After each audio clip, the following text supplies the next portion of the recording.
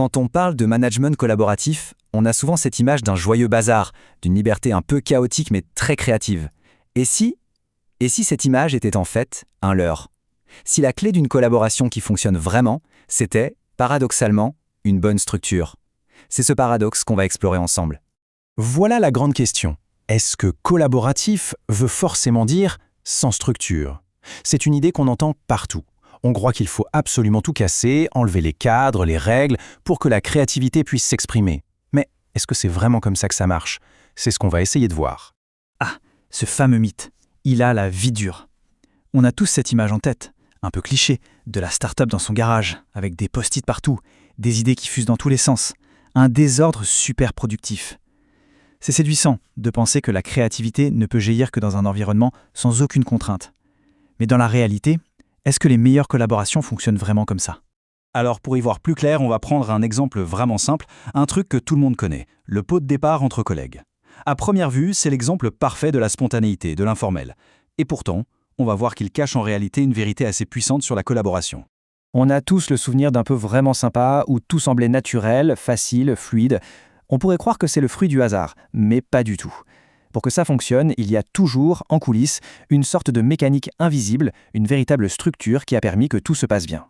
Allez, décortiquons un peu l'organisation de ce fameux polypo. On va vite se rendre compte que ce qui passe pour de la simple coordination, c'est en fait un mini-projet, avec de vraies étapes, menées de façon presque inconsciente. Et voilà, la fameuse structure cachée. Tout commence avec un objectif commun, non? Fêter le départ de quelqu'un. Ensuite, on identifie les ressources. Qui amène quoi? Quel est le budget? Puis vient la planification. On se dit « rendez-vous vendredi à 17h par exemple ». Après, on répartit les rôles, même de façon informelle. Pierre s'occupe de la musique, Sophie des chips. Le jour J, c'est la mise en œuvre. Et à la fin, il y a toujours une petite évaluation, même si c'est juste un « c'était génial, on refait ça quand ?» On voit bien là que ce petit cadre a transformé une simple idée en un moment réussi. Ce que ce simple exemple du pot nous montre, c'est une leçon fondamentale. Non, le cadre n'est pas l'ennemi de la collaboration. En fait, c'est tout le contraire, c'en est le moteur. En fait, ce besoin de structure, il est essentiel pour un groupe. Sans un minimum de cadre, c'est la confusion assurée. Qui fait quoi? Comment on avance? Comment on prend une décision? La structure, c'est un peu la boussole qui permet à tout le monde de regarder dans la même direction. Cette citation, elle résume tout. Elle prend le mythe du chaos créatif à contre-pied.